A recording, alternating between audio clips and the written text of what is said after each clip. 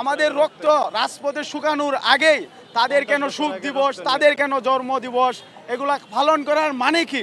দেশে কি আবার নতুন করে বিপ্লব তৈরি করা, নাকি আমাদের পক্ষে তারা কোনটা কি চায় তারা? আমাদের প্রশ্ন একটাই। এই যে দেখতেছেন দরবেশ বাবারা, এই প্রায় 15 বছর ক্ষমতায় থাকার পর যে দাড়ি, যে মুকুট, যে দরবেশ সেজেছিল, তারা আজকে এই সুন্নতি দাড়ি কেটে নৌকায় লঙ্গি পরে পালিয়ে যাচ্ছে। হাসিনার অত্যাচার আমরা সহ্য করব না। অনেক রেসিপি দিছে, অনেক রেসিপি দিছে। উনাকে রেসিপির জন্য রাখা হয় নাই গা, উনাকে দেশ পরিচালনার জন্য রাখা হয়েছে। আমরা 15 আগস্ট আমরা শোক দিবস পালন করব না। আমরা এখন জাতীয় শোক দিবস পালন করব 5ই আগস্ট। এটা আপনারা সকলেই সরকারের কাছে দাবি জানাবেন। পুরনোটাকে স্টপ করে দেওয়ার জন্য আর নতুন শোক পালনের জন্য আজকে আমাদের এই সমাগম। ছাত্রদের বুকের উপরে গুলি চালিয়ে দিয়ে যে রক্ত ঝরিয়েছিল, সেই রক্তের দাগ এখনো শুকায়নি।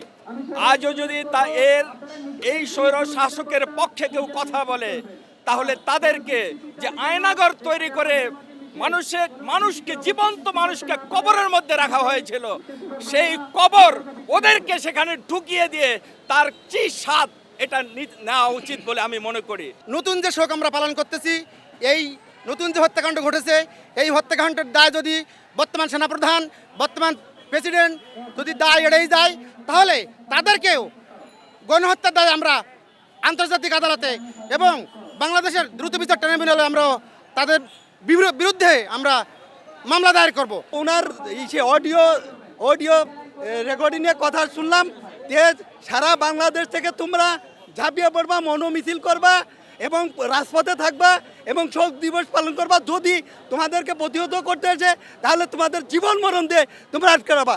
এটা আপনারা ফেসবুকে দেখবেন, আমার কাছে সেভ করা আছে। ইনি এভাবে বলতেন, আর উনি বলতে যে আপা আমরা ঠিক আছে আমরা করবো।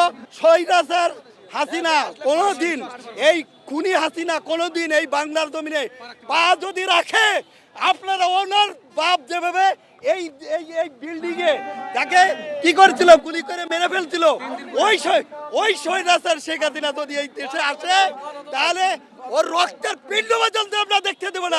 আসুন আমরা সম্মিলিতভাবে, ঐক্যবদ্ধভাবে আমাদের এই শোককে সহ্য করার মতো ক্ষমতা আল্লাহ দেন এবং সমস্ত অতীতকে আমরা সব মুছে ফেলবো ইনশাআল্লাহ। জাতীয় সুখ অর্থাৎ রাষ্ট্রীয় সুখ হিসাবে যেন পালন করা হয়, এই জন্য পারিবারিক সুখ বাদ দিয়ে রাষ্ট্রীয় সুখ যেন পালন করা হয়, এই জন্য আমি উদাত্ত আহ্বান জানাচ্ছি। অনেক রেসিপি দিছে, অনেক রেসিপি দিছে। উনাকে রেসিপির জন্য রাখা হয় নাই গা, উনাকে দেশ পরিচালনার জন্য রাখা হয়েছে। উনি যেটার দাম বেড়ে দিব সেটা জিনিসের রেসিপি দেওয়া শুরু করে দিত। কেন? আপনাকে রেসিপির জন্য রাখছে? আপনার অত্যাচারে আমরা অতিষ্ঠ হয়ে গেছিলাম। আপনার অত্যাচারের কারণে আজকে দেখেন আপনার বাপের কি অবস্থা, আপনার বাপের ইজ্জত শেষ।